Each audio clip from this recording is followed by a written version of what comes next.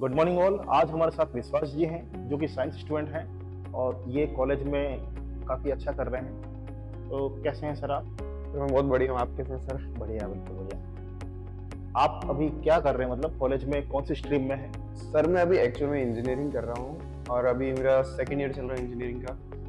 कैसा चल रहा है स्टडी आपकी? सर स्टडीज़ तो काफ़ी मतलब अच्छी चल रही है। थोड़ा बहुत हालांकि मैं एफर्ट तो डाल रहा हूँ बट एक्चुअली में कई बार ऐसा होता है कि जितना एफर्ट डालते हैं उतना अपने को रिजल्ट नहीं मिलता, उससे थोड़ा कम ही पे ही चलता है। तो बाकी सब लाइफ में ओके है? ओके है सर। तो आप एस्ट्रोलॉजी को लेकर क्या आपके व्यूज़ हैं, आप कितना बिलीव करते हैं? Sir actually as a science student मेरे को इतना बिलीव तो नहीं होता है एस्ट्रोलॉजी पे कि आप किसी मूवमेंट्स वगैरह को देख के आप जज कर लेते हैं, बट एज मैंने अभी कहा कि मेरे को स्टडीज़ में थोड़ा सा और इम्प्रूवमेंट चाहिए और थोड़ा प्रोफेशन के हिसाब से, तो मैं एक बार ट्राई देना चाह रहा हूँ कि अगर मैं इसमें करूँ तो क्या हो सकता है एस्ट्रोलॉजी के थ्रू, इसमें अगर बिलीव करूँ तो मेरे को क्या सक्सेस मिल सकती है। बिल्कुल मिल सकती है। कभी ऐसा हुआ है कि आपने किसी से कंसल्टेंट लिया हो एस्ट्रोलॉजर से और कुछ बातें सही निकली हो, आपको सर लगा हो दिस इज कि माई हाँ, first time. Okay, it's your first time. हाँ वेरी नाइस। तो हमारे साथ हैं विश्वास जी, जिनका एस्ट्रोलॉजी में पहली बार रुझान बना है। इनका कहना है कि एस्ट्रोलॉजी में इनका बिलीव नहीं है। तो हम इनसे कुछ डिस्कस करते हैं। सर एक्चुअली मैं यूँ सोचता हूँ कि जैसे कि आप प्लैनेट्स की मूवमेंट्स वगैरह देखते हैं, आप कुंडली देखते हैं, तो आप उसके थ्रू से अंदाज़ा लगा लेते हैं कि उसके फ्यूचर में क्या होगा, वो क्या करियर चुनेगा, क्या स्ट्रीम लेगा, क्या उसको ग्रोथ मिलेगी, नहीं मिलेगी, कैसा? एक्चुअली क्या होता है, बेसिकली देखा जाए तो हम माने या ना माने, प्लेनेट का मूवमेंट ही लाइफ में सब कुछ देता है। आज हम जो सोच रहे हैं, जो हुँ, बोल रहे हैं या जो हम एक्शन लेते हैं, वो सब कुछ मूवमेंट ऑफ प्लेनेट है। प्लेनेट जिस तरह से मूव करेगा या आपके बर्थ चार्ट पे जो प्लेनेट हैं उनकी जो प्रोमिसेस हैं और आज के प्लेनेट का जो मूवमेंट है, उस पर आधारित सब कुछ चीजें हैं। और आपको जो मिल रहा है या जो नहीं मिल रहा है, उसके पीछे भी बैकग्राउंड में रीजन वही है। तो काइंड ऑफ सब चीज़ें पहले से डिसाइडेड होती है आपको क्या मिलेगा, क्या नहीं मिलेगा, प्लैनेट्स के बिल्कुल थ्रू। सब कुछ ऑलमोस्ट डिसाइडेड होता है, लेकिन हम उन चीजों को एक्टिव करते हैं या डीएक्टिव करते हैं। हमको सेलेक्ट करना होता है हम कौन से फील्ड में जा रहे हैं, मतलब हम किस योग को एक्टिव कर रहे हैं या किस योग को डीएक्टिव कर रहे हैं, ये हमारे हाथ में होता है। हमारा एफर्ट हमारे हाथ में है, बट फिर भी जो पहले से डिसाइडेड है वो अपना इफेक्ट देगा ही देगा। Okay sir. सर अंदर ये चीज़ है जैसे कि आप ये कुंडली देखते हैं और कुंडली देख के आप यूँ ऐसा कहते हैं कि इस पर्सन की स्ट्रीम साइंस है या इस पर्सन की स्ट्रीम आर्ट्स है, तो वो कैसे डिसाइड होता है? अच्छा, ओके। आपने साइंस क्यों ली? सर एक्चुअली मेरा इंटरेस्ट साइंस में था बचपन से, ओके, तो उस अब वजह से मैंने साइंस लिया। दैट दैट मीन्स ये हुआ कि आपके प्लेनेट ये चाह रहा है कि आप साइंस लें। ओके। ओके। इसके पीछे ये होता है कि आपके माइंड में कोई थॉट आया है कि मुझे साइंस में जाना है, हुँ, तो डेफिनेटली उसके पीछे कोई कोई प्लेनेट कॉम्बिनेशन है। दैट मीन्स आपके चार्ट में कहीं कहीं सन मरकरी कनेक्टेड होंगे। दैट्स वाई आपने साइंस ली, अदरवाइज साइंस का योग नहीं बनता है। अच्छा तो मतलब जैसे कि हमको कुछ चुनना है तो हमारे प्लैनेट्स हमको पहले से डिसाइड करवाते हैं, हमारे मन में वो थॉट्स डलवाते हैं। एग्जैक्टली वही होता है, जो आपके थॉट्स आ रहे हैं, जो भी आपके पहले से कुछ प्लानिंग चल रही है, हुँ। तो इसके पीछे कोई ना कोई प्लेनेट मूवमेंट जरूर है। तो जैसे कि कोई पर्सन अगर साइंस लेता है तो वो उसके पेरेंट्स के अकॉर्डिंग है, बट अगर फिर भी उसको फोर्स किया जाए पेरेंट्स के थ्रू कि वो अदर कोई स्ट्रीम चुने तो उसका उस पे नेगेटिव इम्पैक्ट पड़ सकता है फिर? वो सक्सेस नहीं हो पाएगा अगर आपके योग नहीं है, आपके चार्ट में सैटर्न मरकरी का कॉम्बिनेशन हाँ। नहीं है और आप कॉमर्स में जाएंगे तो आप कॉमर्स में सक्सेस नहीं हो पाएंगे। तो अच्छा एकदम मतलब लो लाइफस्टाइल ही चलेगी, बट ओके चलो ये बात भी समझ गया। बट कई बार ऐसा होता है कि उसकी योग बन रहे हैं, वो जा रहा है, बट फिर भी उसको उतने रिजल्ट नहीं मिलते जितना वो एक्सपेक्ट करता है। उसके पीछे दो रीजन है। या तो आपके बर्थ चार्ट में जो योग बना है स्टडी का, उसमें राहु केतु या मंगल कोई कोई प्लेनेट जो है उसका इंटरफेरेंस है। दैट मीन्स ये हो गया कहीं पे हर्डल्स आपके आ रहे ओके उसको हर्डल्स फेस करने पड़ेंगे, हैं। बट दूसरा रीजन है प्रेजेंटली मूवमेंट ऑफ प्लेनेट यानी ट्रांसिट। ट्रांजिट। आज के टाइम में जो प्लेनेट मूव कर रहे हैं उनका इफेक्ट भी रहता है। तो हो सकता है वो मूवमेंट ऐसा हो जो आपके लिए सुटेबल नहीं हो, तो उस कारण से भी हर्डल आते हैं, तो आपकी स्टडी को स्लो कर देगा। ओके तो मतलब प्लेनेट के मूवमेंट्स पूरा डिसाइड करेंगे कि पर्सन क्या करेगा, क्या ग्रोथ वगैरह होगी। 100%, 100%, everything is movement of planet. आज हम यहाँ साथ में बैठे हैं, ये टाइम जो है it's also decided by the planet of movement, okay movement of planets के planet. Movements. Okay sir other ये क्वेश्चन ये है कि कई पर्सन जैसे कि साइंस भी ली है बट आगे उनको क्या जाना है वो कैसे डिसाइड होता है बाय एस्ट्रोलॉजी की? साइंस तो पर्सन ने ले ली है, जैसा आपने बताया मरकरी और सन का जो होता है वो उसके अकॉर्डिंग वो साइंस का उसका योग बनता है, बट जैसे कि उसको फ्यूचर में आगे किस फील्ड में जाना है, इंजीनियरिंग करना है, बीएससी करना है, बीसीए करना है, कंप्यूटर वगैरह का।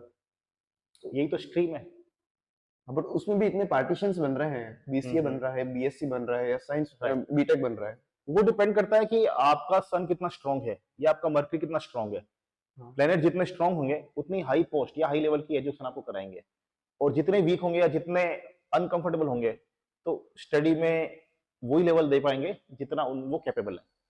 और कई बार से मैंने ऐसा देखा है कि पर्सन जैसे कि साइंस लेता है, बट फिर वो आगे किसी और ही स्ट्रीम में चला जाता है, जैसे कि वो बिजनेस में चला जाता है, या फिर वो कुछ और ही स्ट्रीम पे चला जाता है। ऐसा क्यों होता है? अब होता क्या है ना कि अगर इनकी मर्करी के साथ बहुत सारे प्लेनेट कॉम्बिनेशन में है तो आपकी स्ट्रीम कई बार साइंस की भी हो सकती है, देन कॉमर्स भी हो सकती है। इसमें मून का रोल भी रहता है। Moon is changes. मून क्या करता है कि माइंड में चेंज लाता है, या आपकी लाइफ में जो भी चेंजेस हैं because of moon, due to moon. तो अगर आपकी स्ट्रीम चेंज होती है, आपका प्लेस चेंज होता है या कॉलेज चेंज होता है, तो there is a moon, there is the effect of moon. Moon का ओके, ही तो वहां पर मून इफेक्ट डिसाइड जरूर करता है रहेगा। पूरा। और सर, अनदर चीज ये है कि जैसे कि मैंने देखा है कि आप लोग है ना, एक कुंडली देख के बता देते हैं कि इस पर्सन को जैसे कि ये चीज नहीं करनी चाहिए, या फिर स्टडी में, या फिर कई बार लाइफ में ना डिसिप्लिन में रहना चाहिए, और फिर काफी चीजें ऐसी होती है जो कि ना नुकसान कर जाती है उसको, स्टडीज में हो गई, उसकी पर्सनल मतलब ये ग्रोथ में हो गई। तो ये चीज का आप कैसे डिटर्मिनेशन करते हैं? सब कुछ दिख जाता है आपके चार्ट में। सब कुछ दिख जाएगा। आपका रूटीन क्या है, हाँ। आप कैसे रहते हो, आप किस तरह से कपड़े पहनते हो, everything depend on your planets. Birth chart के जो प्लैनेट है ना वो सब कुछ दिखा देते हैं। और सर एक चीज मैंने और सुनी है, काफी बार आप लोग रेमेडीज देते हैं कि जैसे कि कई कई बार तो ऐसा सुनते हैं कि अपन शनि महाराज के मंदिर जाइए तो उससे आपको एक अदर सैटर्न का इफेक्ट मिलेगा अच्छा, या फिर मून स्टोन पहनिए तो उससे आपका मून स्ट्रांग होगा। तो ये जो चीजें ये इफेक्ट कैसे डाल रही है?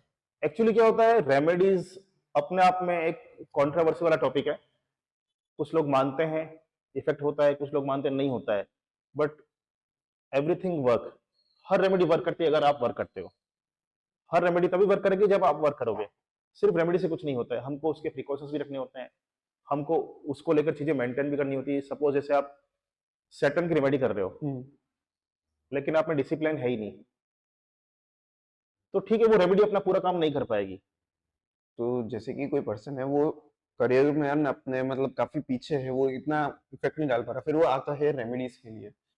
तो रेमेडीज मतलब कैसी होती है, किस टाइप की होती है, उसको किस टाइप रेमेडीज की तीन रेमेडी? टाइप की होती है। एक तो अपना रूटीन चेंज करके आप रेमेडी कर सकते हो, हाँ। दूसरा पूजा पाठ से आप कर सकते हो, ओके। और तीसरा होता है प्लेनेट को बूस्ट अप करके या किसी प्लेनेट का डोनेशन करके। अगर कोई प्लेनेट जिसकी एनर्जी नेगेटिव है वो आपको इफेक्ट डाल रही है तो उसका हम डोनेशन के लिए सजेस्ट करते हैं, उसका डोनेशन किया जाता है।